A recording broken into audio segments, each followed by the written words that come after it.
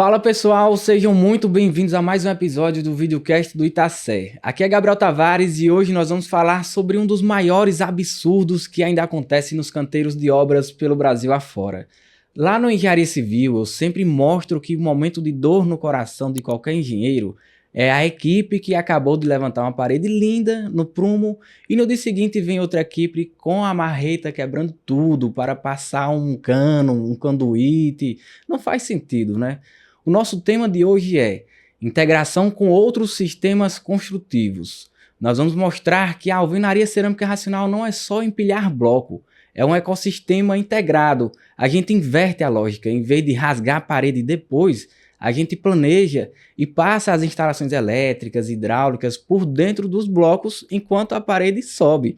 Isso é economia, é limpeza, é eficiência pura. E para falar sobre como fazer essa orquestra funcionar perfeitamente, eu tenho a honra de receber um trio de especialistas fantásticos. Primeiro, quero dar as boas-vindas ao Marco Ador. O Marco é engenheiro civil formado pela Escola Politécnica da USP, com pós-graduação na FGV e extensão em engenharia de produção pela Fundação Vanzolini. Ele é sócio-diretor da Ardor e Associados e cofundador da Construliga, trabalhando como gerente de obras há mais de 40 anos e há mais de 30 anos na Ardor e Associados, juntamente com a arquiteta Miriam Ardor e outros sócios. Entregaram mais de 3.800 empreendimentos no Brasil e exterior. Empresa especializada em projetos de vedações, alvenaria e drywall, revestimentos de fachadas aderidas e light steel frame, coordenação e compatibilização de projetos, norma de desempenho e implantação do BIM nas empresas. Recebemos também a Daniela Vicenzo, engenheira civil e fundadora da Impro Engenharia, atuando há quase 30 anos no mercado imobiliário, focando em oferecer obras de alto padrão e alto desempenho. Ela é especialista em sistemas construtivos de vedações verticais em alvenaria e drywall, com mais de 600 obras no currículo, levando a experiência de campo para a elaboração de projetos, desenvolvimento de normas técnicas e evolução dos sistemas construtivos. E para completar essa mesa incrível, recebemos também a Cíntia Camei. A Cíntia é arquiteta formada pela USP São Carlos e fundadora da Arco Construtiva, empresa que faz 30 anos em 2026, trabalhando com integração e racionalização de projetos de alvenaria estrutural, alvenaria sem função estrutural, drywall, LSF e revestimento de fachada. Marco, Daniela e Cíntia, sejam muito bem-vindos. Estão prontos para acabar de vez com a marreta na obra? Vamos iniciar. Com certeza. E para começar, vamos falar dessa mudança de cultura. Marco, na alvenaria convencional é comum ver equipes rasgando paredes novas para passar tubulações e eletrodutos, né? Como a alvenaria cerâmica racional inverte esse paradigma, permitindo que as instalações sejam planejadas e executadas simultaneamente, com o levantamento das paredes, né, ao mesmo tempo. Então, começa na concepção do projeto. Então, nós temos que conceber o projeto de instalações elétricas pensando em passagens na vertical, porque hoje os blocos racionalizados têm os furos na vertical e durante a elevação da alvenaria, o pedreiro pega o projeto, analisa o projeto e já está na elevação por onde tem que passar os eletrodutos. Então ele já faz a elevação e os eletrodutos já estão lá e eles vão encaixando e não tem nenhum quebra-quebra, pelo contrário, é muito racional, é rápido e eficiente. E hoje em dia é muito raro obras racionais, obras que têm economia, obras que têm viabilidade econômica, terem a execução de alvenaria que não seja racionalizada. Então, a tendência à racionalização é muito forte. Bacana, perfeito. E tem a conta financeira disso tudo, né? Então, Daniela, essa integração não é apenas uma questão de conveniência, mas de economia real. Então, como você quantificaria o impacto financeiro de eliminar a necessidade de rasgar paredes, considerando mão de obra, tempo, desperdício de material e retrabalho? Olha, Gustavo, se você pensar em custo unitário, talvez assim, a alvenaria seja 1% do valor do custo global da obra, né? Mas o impacto que ela causa, se mal executada, se com a técnica inadequada, porque ela é substrato para tudo que vem depois, né? A instalação está dentro dela, a gente tem o revestimento que é sobre ela, impermeabilização, janelas, portas e tudo mais, né? Se você pensar nisso tudo, o impacto dela vai para quase 40% do custo da obra. Então, uma alvenaria racionalizada, ela te assegura efetivamente que você vai conseguir extrair o melhor desse substrato, né? Então, não dá nem para mensurar essa perda. Eu acho que essa perda é gigantesca quando a gente vai ter o retrabalho efetivamente de rasgar, quebrar e tudo mais, né? É o que o Marco falou, né? As nossas obras hoje não conseguem mais pensar num custo global reduzido sem a racionalização. Não existe isso mais. Nós viramos uma grande ferramenta para a economia, né, na construção, não tenho dúvida. Perfeito. E Cíntia, do ponto de vista do gerenciamento e da visão do cliente, como essa proatividade na integração dos sistemas muda a percepção de qualidade e valorização da obra desde o primeiro dia?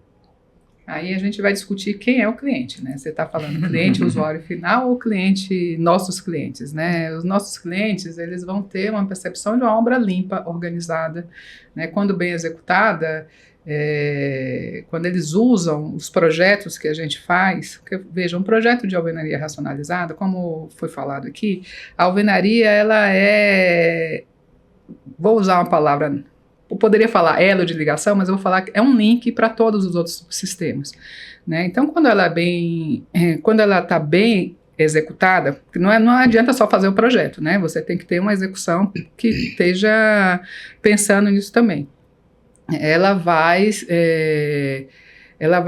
proporcionar que a obra seja planejada e muito bem planejada, né? A gente tem clientes que conseguem planejar a quantidade exata de blocos que vai ser colocado no andar e exatas de blocos que vai ser utilizados na obra. Claro, isso é um estágio avançado de racionalização.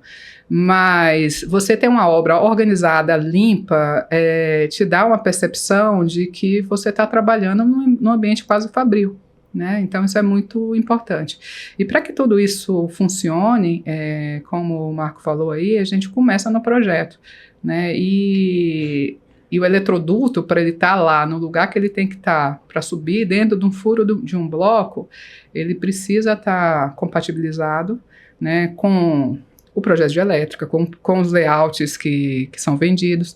Então, o planejamento é muito anterior, né? A gente tem que trabalhar, escritórios que fazem projetos como os nossos fazem, a gente trabalha, eu costumo dizer que a gente é o olho da obra numa fase que ninguém está pensando nisso, né? Então, uma fase que o pessoal está estudando ainda, a viabilidade, está estudando ainda o que é que vai ser aquele produto, a gente já está pensando na obra, né? Então, a obra ganha uma grande ferramenta de organização, tá? Perfeito, Cíntia. E pegando agora o gancho que você estava falando do projeto, vamos começar a falar da prática, começando pela elétrica.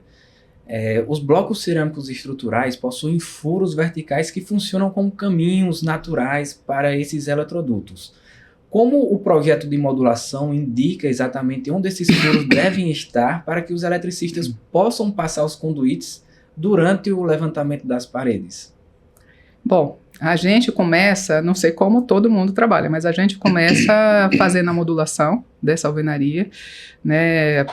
A primeira coisa é compatibilizar isso entre alvenarias, entre arquitetura e estrutura.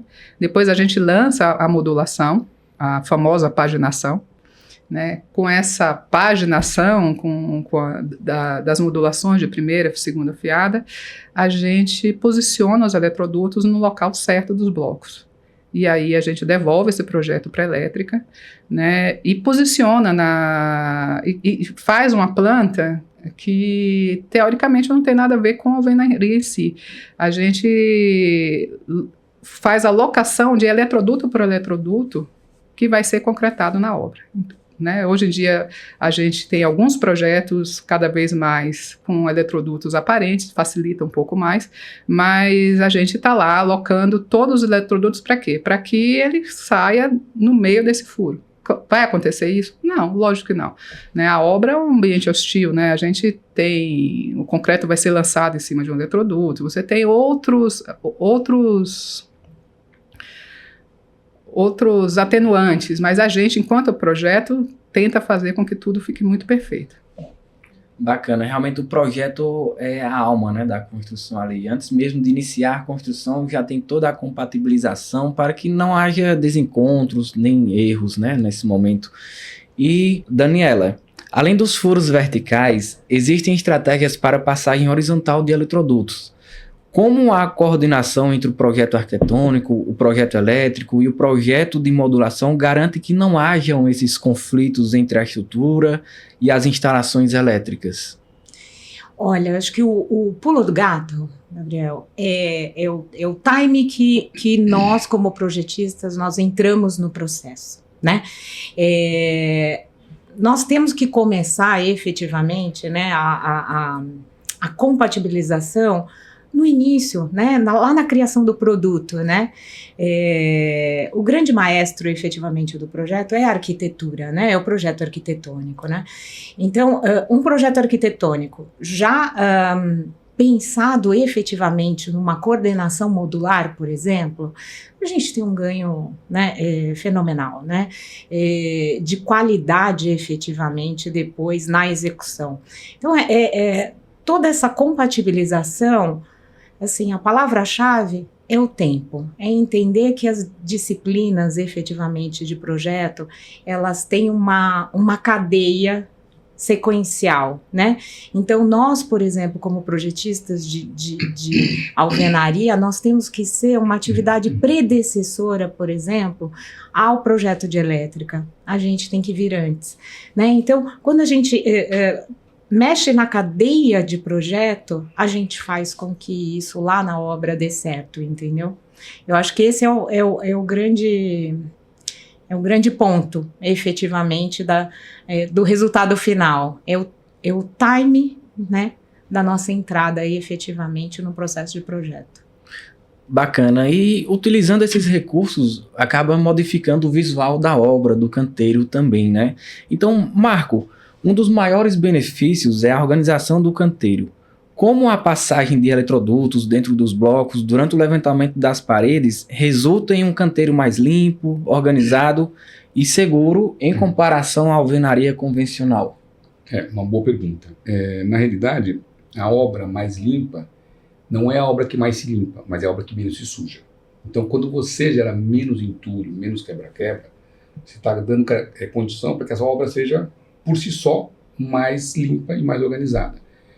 E quando você tem primeiro, vamos voltar a bater a tecla do projeto, né? Por que a gente bate a tecla do projeto? Porque não dá para você ter decisões de obra. Às vezes, até a equipe tem boa vontade, tem lá os projetos racionalizados, os blocos racionalizados lá no canteiro e tal, mas os projetos não vão se conversando. E aí você tenta fazer isso e a obra não vai conseguir resolver porque o engenheiro da obra está lá como produção. Então, com um bom projeto, a gente talvez consiga fazer uma boa obra, mas sem um bom projeto a gente não faz. Então, com um bom projeto, né, que a Dani falou, puxa, temos que trabalhar projeto, a Cíntia reforçou e eu estou aqui fazendo um outro reforço muito importante, a equipe consegue planejar a obra. Então, o que é o planejamento? Primeira coisa, tem a logística. A Cíntia levantou a questão que a logística que é você levar o material certo, na hora certa, para o consumo. Então, com o projeto, você tem a quantidade que você vai usar para cada uma das paredes lá e quando você vai executar essas paredes. Você posiciona isso direitinho, executa, e como você não tem o que quebrar,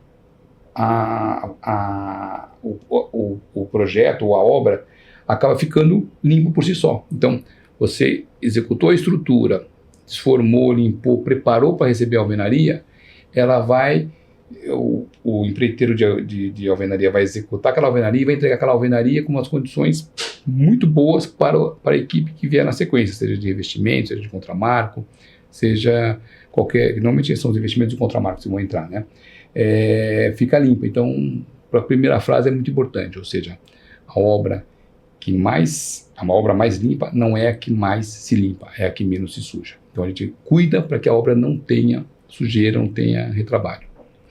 Perfeito. Isso impacta também diretamente aquele investidor, a família que vai no local visitar no momento da obra ainda, né?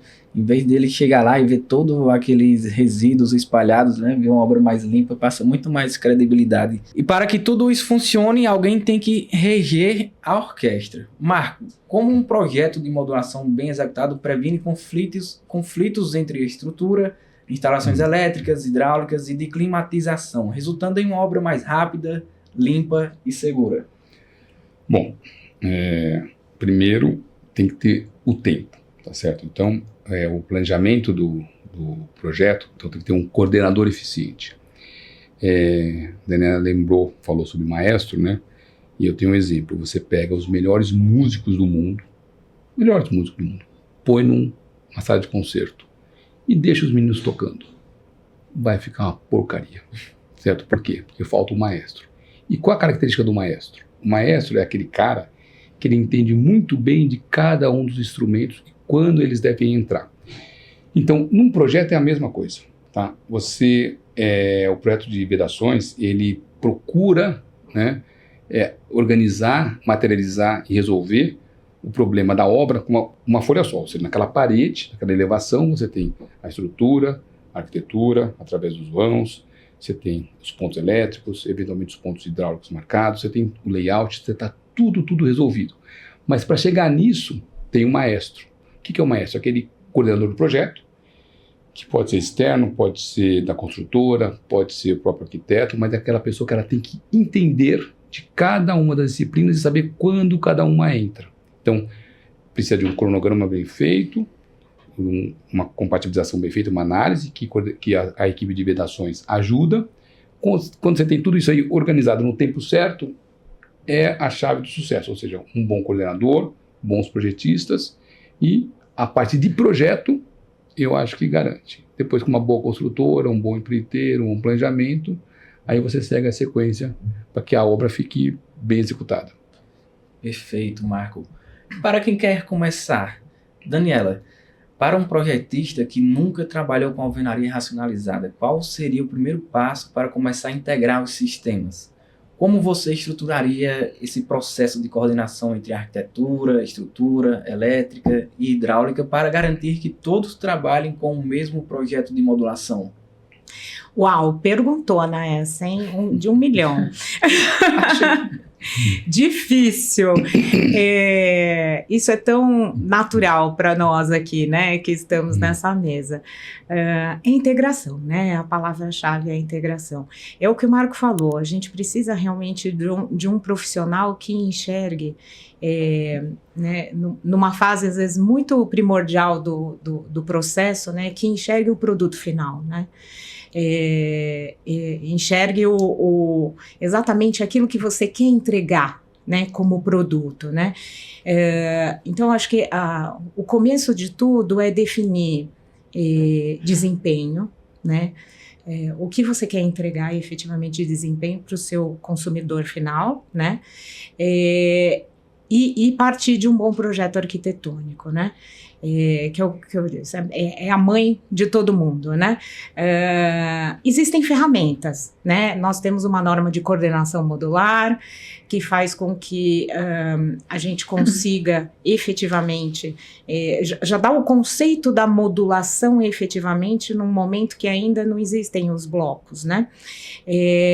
Então, um projeto nascido em cima de uma malha efetivamente de coordenação modular, né? De uma malha modular, eu acho que seria o grande ponto de partida, né? Ele coordena a arquitetura, ele coordena a estrutura, e aí entra a equipe de vedação efetivamente com um projeto que já tem uma base modulada, né? Então, eu acho que esse seria um bom caminho, de falar assim, olha, o início de tudo seria uma arquitetura concebida em cima de uma malha de coordenação modular. Perfeito. E Cíntia, com base nesse projeto, nessa resposta da Daniela, qual seria a sua dica prática para garantir que a equipe de execução realmente siga esse projeto de modulação no dia a dia da obra e não volte aos velhos hábitos? Essa é uma pergunta interessante, porque eu sei que esse podcast não é um podcast, não fica restrito a São Paulo, né? E nem a algumas praças que a gente trabalha. O Brasil é muito maior que isso, né? E a gente viaja, e talvez por vício mesmo de profissional, a gente olha a obra enquanto está passeando, né? Então a gente vê que estamos em vários estágios na construção, dependendo onde você esteja no Brasil. Aqui em São Paulo, a gente já está trabalhando, a gente está há quase 30 anos, eu acho que o Marco mais um pouquinho, a Dani quase isso, então você veja, são ferramentas que existem há, vamos botar 30 anos em média aí, né? É relativamente recente, mas isso não alcançou o Brasil inteiro ainda, né? Então a gente tem um mercado a ganhar muito grande ainda, tem lugares que vão utilizar esse tipo de projeto e vão entender as vantagens que ele vai ter. Então, eu acredito que a gente tem ainda um mundo, aliás, um Brasil a conquistar, né? Os ganhos que a gente tem aqui em alguns lugares que a gente trabalha, Rio de Janeiro, o sul do país, né? Basicamente, assim, de maneira mais focada, são esses os estados que a gente mais atua, já existem ganhos muito grandes para as construtoras. E quem começa a trabalhar não para. Quando a gente começou, há 30 anos atrás, eu lembro que era muito difícil fazer a implantação desse projeto, né? Era quase como tirar leite em pedra. A gente fazia o projeto, entregava e tinha muita resistência de uso. Então a gente tinha que convencer a obra que aquilo era uma ferramenta que eles iam usar, porque eles tinham muita resistência, porque estavam acostumados a fazer de qualquer jeito, né? E a gente foi convencendo que era, sim, uma ferramenta muito importante, era muito importante ter um respaldo de engenharia, principalmente, que garantisse que aquela parede ia ser bem executada, que as decisões não deveriam ser tomadas em obra, poderiam ser tomadas anteriormente, e de trabalhar junto com a obra, né? Todos nós aqui sempre trabalhamos muito focados em ter essa inter-relação com a obra, né? A gente tem todo um braço de projeto, integração com os outros projetos, mas a gente precisa também ter uma ligação muito forte com a obra. E aí eu lembro que depois de alguns anos a gente começou a ser contratado por empreiteiros de alvenaria. Eu achei a glória, porque aí já comecei a notar que a gente venceu o preconceito de que a gente era uma dor de cabeça para esses profissionais, né? Então, e hoje a gente entra nessas praças que a gente já trabalha, é quase assim, se a obra tem projeto de alvenaria, ela já vai estar mais evoluída. Então, assim, o empreiteiro que entra, ele já pede esse projeto. Antigamente era o contrário, ele queria ver a gente longe, mas hoje em dia ele já se convenceu de que a gente está ali para ajudar eles, né? Então, foi um longo caminho, mas a gente só está começando. O Brasil está aí para a gente continuar, né? Perfeito. Que aula de engenharia e planejamento tivemos hoje aqui, né? Quero agradecer a Marco, Daniela e Cíntia pela presença, por compartilharem o conhecimento de vocês conosco, com todos os espectadores. Agradeço também a você que nos assistiu até agora. Agora você já sabe, parede boa é aquela que já nasce pronta para receber as instalações. Muito obrigado por assistir até aqui e até o próximo episódio. Itassé, educando o presente, construindo o futuro.